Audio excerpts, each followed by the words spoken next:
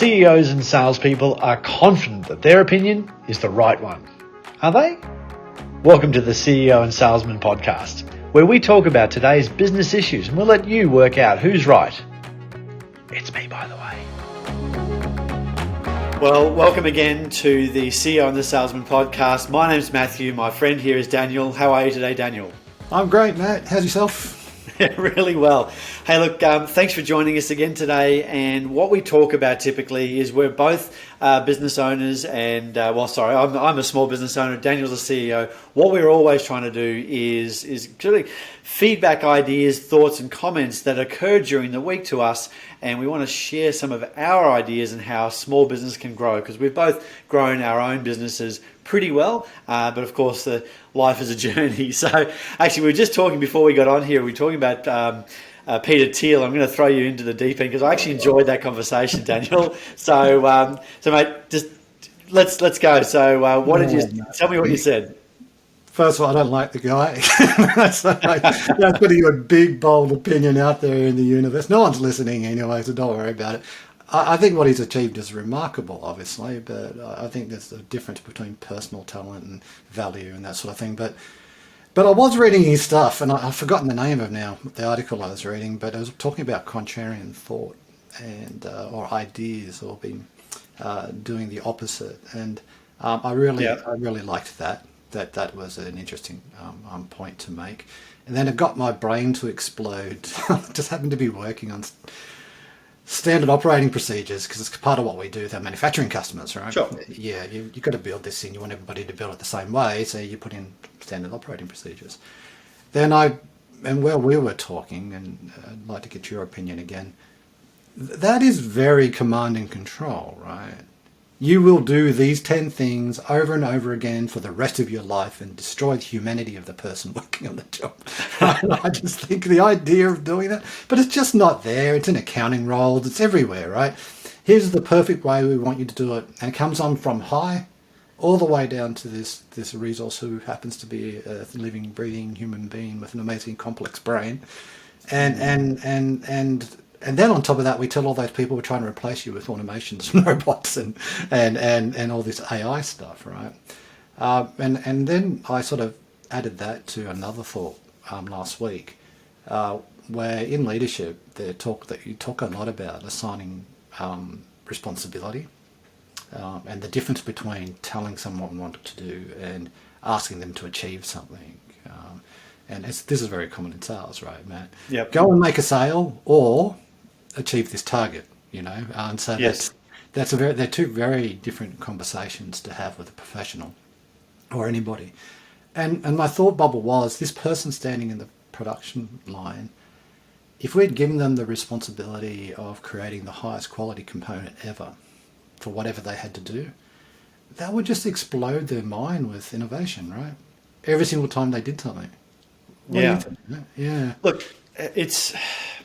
I really get you, because we're always, a lot of my clients are selling best practice, but it occurs to me, and what you were just saying there, that if we only get people to follow the steps, so we're not actually engaging their brain or their enthusiasm or their heart, and that's on the edge cases where it's where the magic is, and where, if we're able to, I guess we've got to figure out the balance between, giving a person free rein and the overhead of actually managing that free rein. So often I'll think about a sales process like, I love music. I don't have any talent, and that's why I became a nightclub DJ. Talent and commitment to learning an instrument or trying to be a better singer, and I have not done either, and I'm 46, so I'm not sure if I'll make it. But the thing is, all music that makes sense to our ears today has a 4-beat bar, 32 beats stands, a 64-beat key change, and when you listen to it you can hear it very, very easily. But within that structure, everything, all the magic exists. Katy Perry and Metallica exist in that same structure. So I think that there needs to be some type of balance when it comes to, for me, it's sales and marketing, a balance of how do we give them structure, but the place to be creative as well. And so how I deal with that in my business is when I'm teaching people to sell more, it's more about people talk about always be closing. I flip that by saying always be opening, always be building a relationship, and always be asking a question. So that's the structure, but freedom I try to play with. Does that make sense? Yeah, it does. I don't. I mean, I didn't really have a full thought. The bubble on you dropped it on me in the thing. But as I'm listening to ourselves discussing it, we still have to have procedures because you have to work within a team and people have to know who's doing what. I think that has to happen. But I think a lot of the time, myself included, I've run teams and I've been all about getting the procedures right when I haven't really helped the team understand what the responsibilities are. Yeah. And they're different things, right? Like helping a sales team understand that their responsibility is to achieve targets so that the company can grow as a business. Yeah. That's a completely different conversation to, hey, get your target, otherwise you're fired. Which unfortunately many sales teams are run that way, type of thing. So one is where a team or an individual within those teams can take responsibility for the financial health of the company. Versus, and when somebody does that, I know when I feel like I'm an owner and responsible, I'm all in, boots and all, right, to make it happen. And that's when the real creative juices come out. Your back's against the wall, don't know what to do, but you're still responsible for it, so you make it happen. Versus, I'll miss my target and just get another job. And the thing with measuring targets in sales is it becomes activity based, and I've been drawn into the activity conversation, do more calls and make more dials or send more emails, whereas only at the very top of the funnel it's an activity based role, and at the lowest skill level it's activity based. At the highest skill level it's a performance. Yeah. And so one is measurable in a CRM, and I know you and I talk about CRMs a lot. I like them and use them. You help your clients implement them.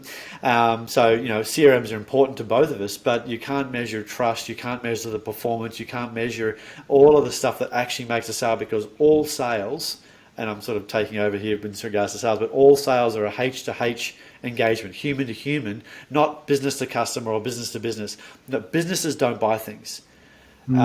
People do. And so how do we make sure that actually occurs, but giving them the structure? So measuring, so going back to your point, which was activity is measurable, and they keep and management people keep telling us that what can be measured can be managed, up until a point where a creative endeavor like sales needs to occur. Yeah, and I think analytics is very powerful in decision making, but there's analytics which creates correlations, like, I did 500 calls and got a sale, so therefore everybody needs to do 500 calls. That's a correlation which may not be true, doesn't equal causation. And then there's analytics which inform productivity. Someone does it with 200 calls. Oh, that's really interesting. What are they doing? Yep. That's different. Yep. So I think that's healthy. But Matt, I'm going to bat this back to you and get some free consulting off you right now. Right. So where I was getting a little stuck, we do standard operating procedures all over the place, right? In our business for our customers, and we're a service business, but we still have to follow that philosophy. And I'm getting frustrated with my sales team's execution. They're not getting to a point in the sale where they can confidently say what their ROI is, right? Now, when I'm selling personally, it's such a natural thing for me to do because I've also got an accounting background. Yep. So the very first meeting, I'm digging straight away. How much you're going to save, how much you're going to improve. And then I don't actually have a list of questions because I've been doing it for over 15 years. But then I thought, well, you know what? To help my team, I could give them a list of questions. Right, and it's a very common thing to do. Yep. But then I started thinking, but then am I limiting their ability to grow? And then what is the purpose of that list of questions? Am I going to say, if you don't answer these questions, I'm going to fire you? I mean, I wouldn't say that, obviously, but I'm saying it for effect. So, because I know if we get answers to those questions, they'll be set up really well to be able to do an ROI conversation. So what do you think? Yeah. Okay. So I've been selling my first sales job was I turned 17 in October of the year when I finished school. So I was 17 in about 2 months, and I got I was out there selling vacuum cleaners door to door. So I've been selling for a long time, and most of the time, I can't say every time, but most of the time when I'm talking to a client, I have a script on my screen. Really? Even after all of that time? I have hired and trained 1,000 salespeople who work for me, who have worked for me, just me. Right. Most of the time. Best practice is 100%. I don't make best practice because that might be stifling. We've already talked about that. But every time, and I don't necessarily look at it but it's there. It is a touch base, and if I need to bring myself back into line, I have. And by the way, my script is just questions. My script is not, and I don't pitch what I do until I've asked all of these questions, and then I use that information that the client gave me and say, well, and then I can make a determination. Is this client going to be a good fit? For my business, I don't want to, so I'm qualifying the customer, not because I'm qualifying them for money. Most salespeople and most business owners think if they can afford it, they are going to be a good customer. That is the opposite of what is true. If they can afford it, if they've got the desire, if they genuinely want to change, and if they understand that you can help, then they might be a good customer. They still have to jump through some hoops to be a good customer. So I am getting to your point. I'm just giving some groundwork here. So to answer your question, I would be looking at giving them those questions and then workshopping those questions with them and having a genuine and broad conversation, and try to take those answers off into some wilderness area where they've got to bring you back to the point of the conversation. So that's how you can create that creativity, but still the 4-beat bar, 32-beat stanza, and 64-beat key change. Have your questions there. That is your structure that the creativity can exist within. You know what? I think you've just reminded me. When I first started off, my first sales role, I was terrible, and I took the discipline of asking the questions, right? Because I would forget. I was so nervous, and I didn't really understand selling. I would completely forget where we're at. I would even say, "Look, I'm really sorry, Mr. Prospect. Would you mind if I go through my questions?" And most people say, "Yeah, sure, go for it," right? Yep. But then, I've become more experienced. It's not the questions; it's the map in your mind as to where you're going with the questioning, isn't it? That's what you mean by touchstone. You're not. It's not a script that you read out. It's just to make sure you're following the map that successful. Yeah, and that's probably just degrees of experience, I guess, that reps go through. I sold $1 million worth of software in 12 months. Each of them worth around about $7,000. So that's a lot of software. Yeah. That's a lot of sales. that's a ton of sales. Yeah. I was the top operator. I was just turned 21. Yeah. And I was a top operator in the business. I hand wrote a script which was word for word. Yeah. And I only read that script. Yeah. $1 million worth of sales in 12 months, top operator. And I did fewer calls. And I did less work than everybody else. I showed up in the morning, went home in the afternoon, only because I had a process, and I never assumed that I was smarter or better than everybody else. I always assumed that I was somehow, actually, my opinion of myself, because I didn't put a lot of effort in at school, so I was reasonably average. I passed, but that was all I was required. It was a binary yes, no. Anyway, so with that, I just assumed that I was dumber than everybody else, and I read my script and I followed my process. Yeah. And that made me the top salesperson. And only when I got my pay packet, which was bigger than everybody else's, did I go, the ego came out. But then I went back on the phone. And just last week, the podcast comes out a couple of weeks delay, so hopefully nobody knows who I'm talking about. I was terribly, terribly hungover a day because I had some friends over that night because of school holidays and the kids were around, and we spent the day having a nice time. I was terribly hungover, brought up my script, followed the process, asked the questions that I'd written 2 years ago, and still made the sale.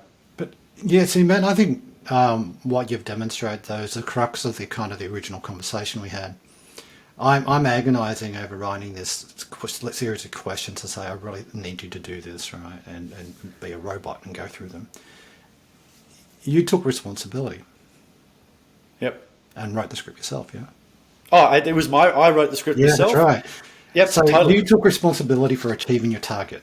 And then you worked out all the different machinations that you need to do to be successful. And if that script wasn't working, you would have changed it, right? So how do we engender that in our sales team? Well, just an aside with that, I photocopied that and handed it to every single salesperson in that business. Yep. Nobody followed it. What if the management had said you must or you're going to be fired? You must follow it. Yeah. Look, it was a pretty dog-eat-dog world that if you didn't hit target, you were out anyway. So it was that environment anyway, right? So it was it was a killer environment where and it was, I won't say boiler room style, but it was very much a kill or be killed sales environment. Yeah. I would probably say as well, we know sales is not as simple as a script. Otherwise, you could just record it and play it to someone and then get the answers. I think there would have been a lot of you in that success as well, Matt. But 100%. The success was the preparation, though. The actual writing of the script, right? Yep. You handwritten out multiple, and I had pages stapled together, and I would go, "That's a good sentence." It was like if you listen to, I know you don't love them, but I know you don't love Joe Rogan, but if you listen to him and his podcast, I've heard quite a few episodes where he talks about working out. So for him to do 1 hour on stage, to do a Netflix special, which pays many millions of dollars, he goes up to the comedy club every single night for 6 months. Yeah. So not every single night, 4 or 5 times a week. Yeah. And works his stuff out and re-listens back and finds that one line, that extra tag, that extra piece of information, adds that in, deletes something else out. Takes him a year. It takes him 1 year to get 1 hour. Yeah, well, I mean, Anthony Robbins used to do that in aged care homes, right? This exact same thing, and that's fun. It's not that I dislike Joe Rogan. I don't mind Joe Rogan when he's talking about weightlifting and fitness. I just would not ever go to Joe Rogan for my health medical advice. No. That's the problem. That's the disconnect for me. Got it.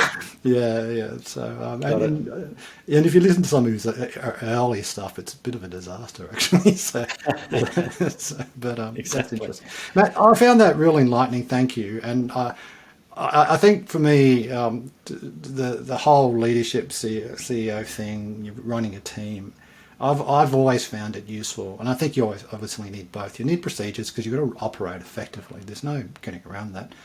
But what we want to do is assign people responsibility, and part of those responsibilities, so we need to improve our procedures every single chance you can get. Not a command that you must do it this way. This is an instruction to allow things to happen is probably what's going through my mind at the moment. And then the question I have in my mind, I want to speak to some of my customers about this thought bubble. Can you do that in a manufacturing company? Yeah, like can you go to your production line and say to all the people, you are now responsible for X, Y, and Z? And I suspect people do, and I think also agile is a really part of this conversation as well. Well, didn't the Japanese Toyota do something like that, where they have the and-on cord, and if there's any idea, thought, comment, they pull the and-on cord and stop the entire production line, and the supervisor goes and talks to that person and figures out how this could be particularly better. And if you read, which I have, the book called How Toyota Became Number One, it's all about stopping that production line and making that 0.5% of improvement. Yeah. And so I think Toyota's already solved that question in relation to manufacturing. The thing is, yes, we want to keep high quality, but how do we continue to improve and deliver that quality is how Toyota's solved that issue. Yeah, and if you do any agile, they always start with the Toyota Kanban stuff, right? And that's part of what you learn. But how many businesses do you run that you meet actually operate that way, Matt? 0. Yeah, it's weird, right? Here's this proven methodology where you can even get the person on the production line improving your multi-billion-dollar company, all right? And we don't follow those precepts in running small and medium businesses. It seems like probably because of the same reason that nobody wanted to write their own script and follow the person who made $200,000 this year because I was the highest earner. I got to get my money's worth out of you, Matt. So just before we get off topic, so I should write the questions, yeah? Yes. All right, and say, look, this is my advice to you, and then please improve it is probably how I need to deliver it. So positioning it, so this is how I would position it. This is what I use to be successful. I'd love to create this as a baseline of understanding so you're able to hit the same questions, because really what the value here is I'm trying to extract from this conversation is this client going to be of good fit, and are they going to receive high value from buying from us? The sale is the ultimate exchange of exchange of cash, but the exchange of value occurs way after the sale is made. Yeah. Therefore, this is what we need to know to make sure there's going to be an exchange of value. Yeah. Hey, let's talk about that a little bit, Matt. Exchange of value, right? Because I actually think I have never been in a customer meeting. Now, we all know the language for operational excellence and customer intimacy and how you got to create customer value. You know, first thing you say to a CEO, how do we improve your customer value, right? Yep. But the exchange of value, when it actually occurs, is rarely talked about in my experience. Yeah. I bring it up all the time in sales because I've drawn out a thing called, and when I'm talking about salespeople, I talk about the Everest Theory of sales. So I probably could come up with a better name for it. But anyway, so how I think about it is salespeople are aiming their summit, their peak for most salespeople is the exchange of cash, the purchase decision. But the value the client receives is way after that point. So don't sell to the sale, sell to the value. Yeah. So you need to fully understand the value that you have that you can exchange to that customer. Sell to that. So when you're using it, we'll be doing this. How is it going to work? How many people are going to use it? What will be the reason for that to continue to re-sign in the next 12 months? We don't talk about base camp. For the customer to even get on the mountain is making the purchase. Okay, so nobody talks about their trip to Everest where they had to go to the store and buy their thermal bloody sleeping bag. That's the least interesting thing that occurs. But if they don't have that, they sort of die. So pretty important. Or getting to base camp, pretty important to go through base camp and pay $28 for a hot shower, which is true. Nobody talks really about that. They might complain about that, or some people walk to base camp of Everest, and that's interesting, but not that interesting. Where the really interesting thing occurs is when somebody makes it to the summit. That's what everybody wants to hear about. So salespeople are constantly selling the sale, when you're looking to buy, how often, all of these sort of things, but that's base camp stuff as far as the customer is concerned. So you need to put yourself in the shoes of the customer, think about where the value exchange occurs, sell to that. Yeah, this is such an awesome conversation because I hadn't really thought about in terms of exchange of value. I've always thought about in terms of providing value or increasing value to your customers. There's one thing that we go on about with our customers and new customers. We have something called, if you're a supply chain business, the actual value you give to your customers is your commitment to supply when. Yep. It's not the product. It's not what it does. It's the fact that you can supply something at a particular point in time and do that consistently, that they can run their business and give value to their customers, right? Yep. And so if you can actually have a salesperson generate a quote and have an available to promise estimate, which is very accurate based on lead time to manufacturing and all that sort of time, because most quotes go out, to be advised.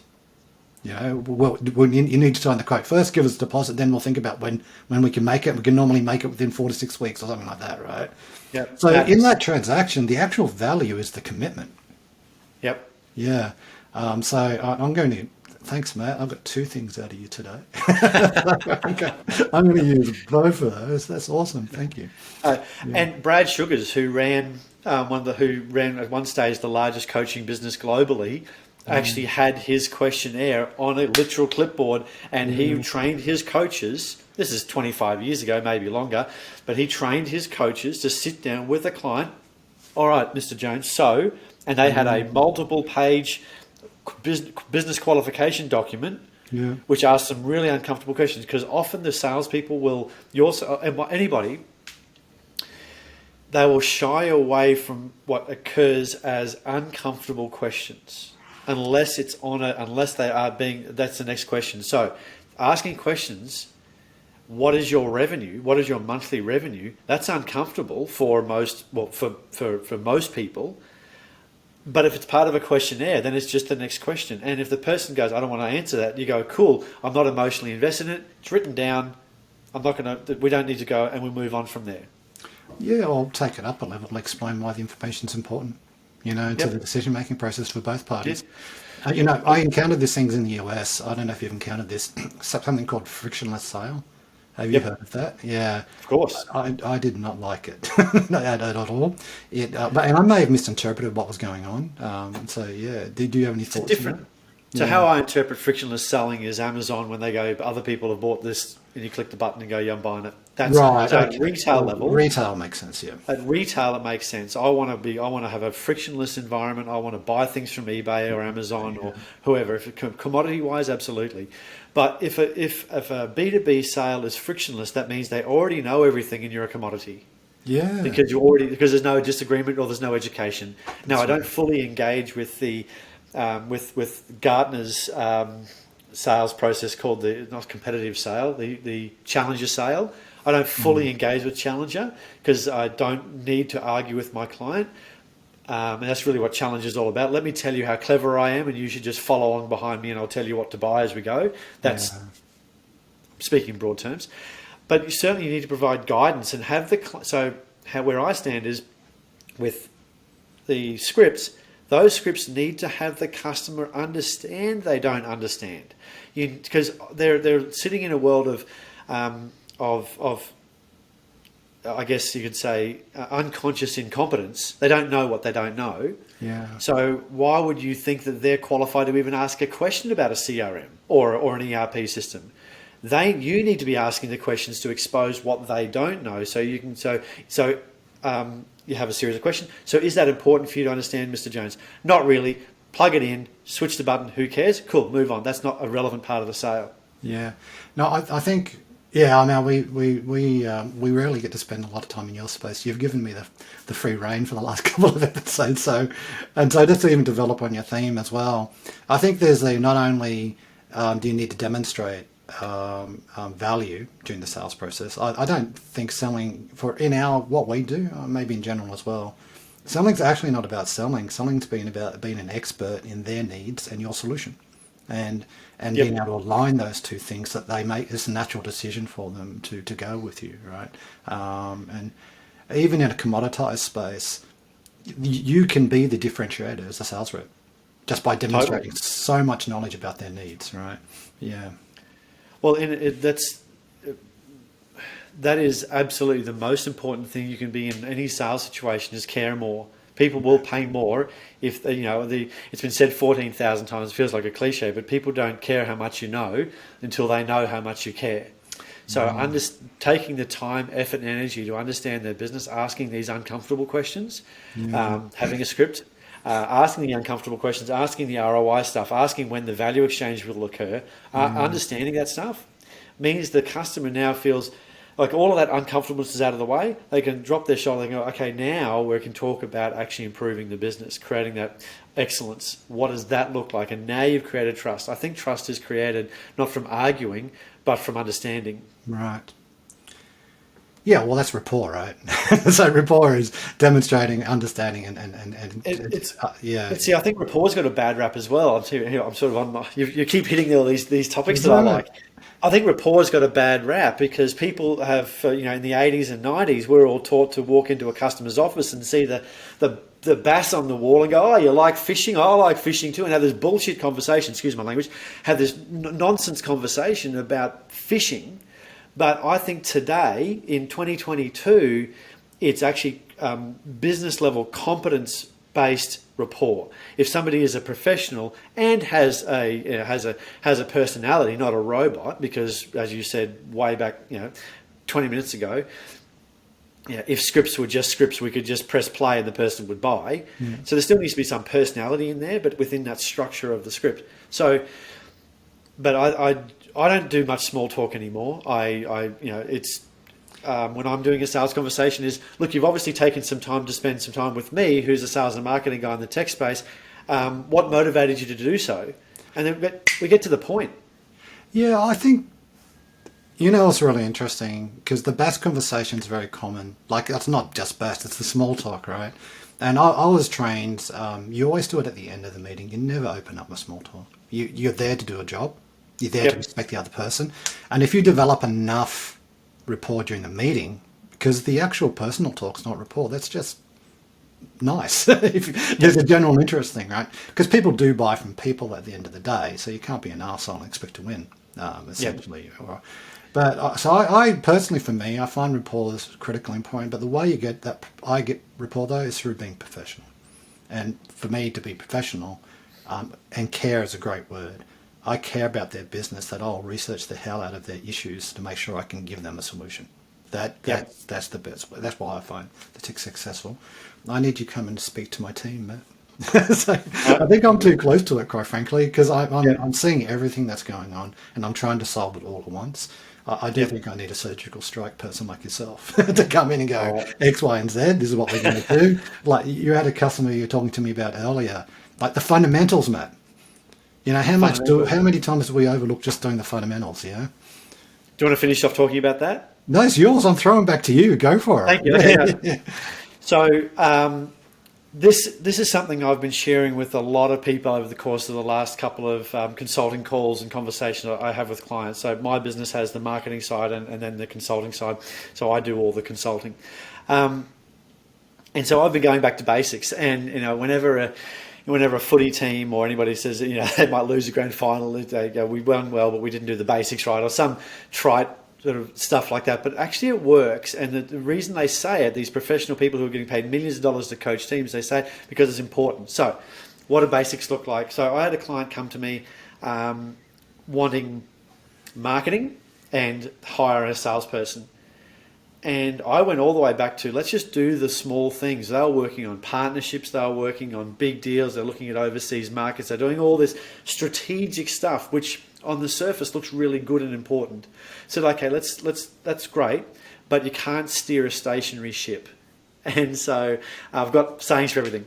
So you can't steer a stationary ship. So I need you to just do the small things. How do we do the smallest possible thing? And so a friend of mine who runs a reasonably successful business called Daniel Priestley, he promotes a thing called LAPS, leads, appointments, proposals, sales. I said, let's put that into your business. Let's make it, because he wasn't ready for an overly complex sales process with 23 steps and Challenger and all this sort of stuff. So I said, right, all the way down. Every single week when I talk to you, you just need to have one tick in each box. Did you get a new lead from somebody who's never heard of you before? Have you created an appointment with somebody who you've never had an appointment with before? Have you sent a proposal out to somebody you've never sent a proposal out to before? And have you got a sale from one of those? And he was talking about, the strategic partner in the US and all this other stuff. I don't care about any of that sort of crap. I didn't say crap, I said another word. I said, what is the one thing? And over a course of a couple of weeks, by doing the one thing, it created momentum, it created sales, it created business, and it created money in the bank. And therefore, we could start thinking about other things. But really, it was all about doing the one thing. And this goes all the way back to probably the way that I thought about the sales script when I was 20. Is I only have to do this one thing. But I'll do it at the best of my ability. A sale is a performance, but I'll do the one thing. And so that is the key. And I think that anybody with who's a business owner, the biggest challenges for me, probably for you as well as CEO, is that there are 25 things happening all at once. And the real key is finding the one thing, the screw you could turn, the handle you can just dial to make the biggest impact. Finding those 2 or 3 things in a day, or one thing you can do in a day, is really the key. And that's what I'm trying to do, obviously. No, man, that's an awesome story, and whoever that gentleman was or lady was, the challenge I have in the role, even though we're a small business, is I am responsible for everything. Yep. So everything becomes equally important in my mind, and I haven't quite carved it up because we're not large enough yet to go, right, I need this person to help me with this area of responsibility, this focus area, and these are my expectations. Now we'll get to that size soon, but in the meantime, I need people like yourself to remind me. You've got to address the fundamentals, and even big companies, they get the fundamentals, which is what makes them successful. You could have the best Yeah. strategic plans in the world. You could have all the money in the world and run out if your fundamentals are wrong. So I think that's real important. I think the other thing that you said, though, you used the word momentum, which is my favourite word. I have worked with boards which are all about hitting the target of the budget. And I've Yep. gone, you're killing me. You're seriously killing me. 12 to 18 months out, I've got a pretty good crystal ball, but I can't tell you exactly. But they go, oh, the budget's the target and you must achieve it. And I say, no, as a CEO, I must give you financial information that's accurate to the moment to forecast what's going to happen in 12 months' time. And Yep. they do that. And I say, what I'm actually focused on is execution momentum. Because when I try and talk about getting 1,000 leads to get 200 proposals to get 100 sales, it's just such a massive exercise. Where do you begin, right? Yep. But if we do what you talked about, it's magic, right? How many One leads lead. do this? One lead this week. One whatever your proposal, volumes one are. start. Yeah. Then once you start achieving that regularly, the next question is, well, how do we now increase that a little bit? Yep. And how do we make that activity that we're doing that increases it a system? And when you do that, that's beautiful, right? So that's the momentum in your business. Far too many people ask me the question or complain when I give them advice that doesn't scale. And the problem with that thinking is you're not doing anything in trying to scale. A million times zero is still zero. Yes. Do one deal, Yeah. then do two, Yeah. and see how you feel about it. What you learn in those execution, though, you learn what is actually working and what you need to do more of. So Yep. that's fun. Matt, it's been an interesting session today, or podcast, or whatever we call them. Session I feel feels it's like been a consulting session, so thank you. If you can give me an invoice, I won't mind. So, I love this stuff. It's the topic that gets me out of bed every day, and that's the part of my business I would just love to do more of all the time. All the Trello boards and got-a-minute meetings and client management. Like if it all went away and all I did was the sales bit, it'd be probably pretty different. well, let's talk about how to achieve that in the next meeting, in the next podcast. All right, so now I need some counselling from you to say, well, how do I stand in? How do I position myself so I only do the stuff because that's the bit that I add the most value on. I spent 3 hours yesterday doing client management boards, and at the end of it, I went, that's really cool, but did it actually move the business? It probably did move the foot. You know what? It was actually useful.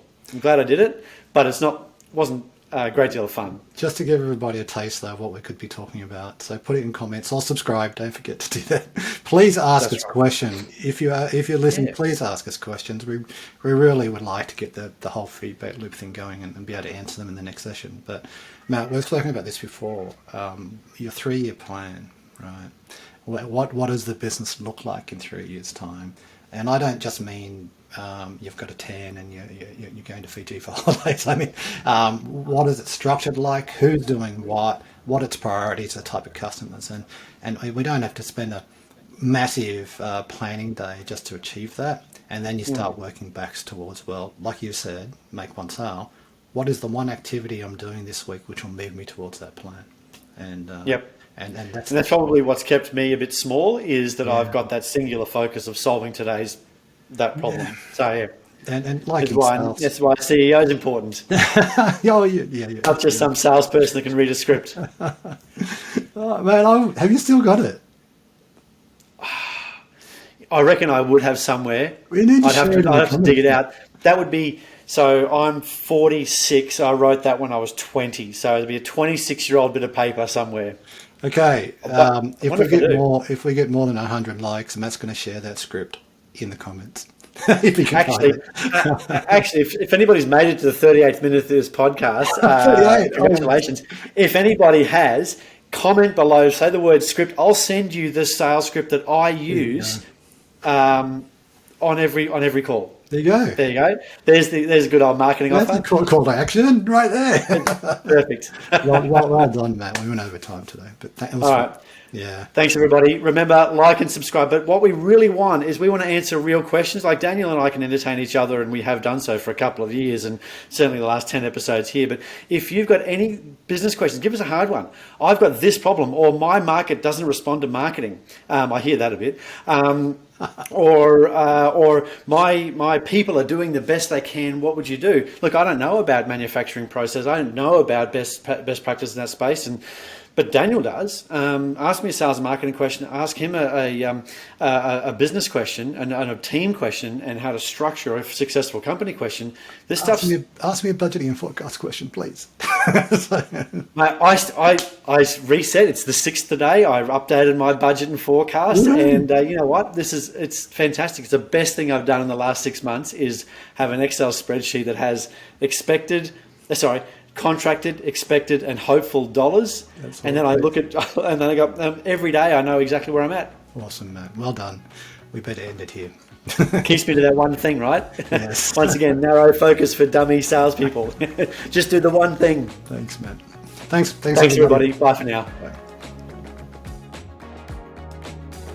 Thanks for listening to the CEO and Salesman podcast. If you've got a leadership, sales, or business question, we'd love to hear it. And of course, we'd also love to add our 2 cents on the subject. Tune in for next week where we talk about all these things and more. Bye for now.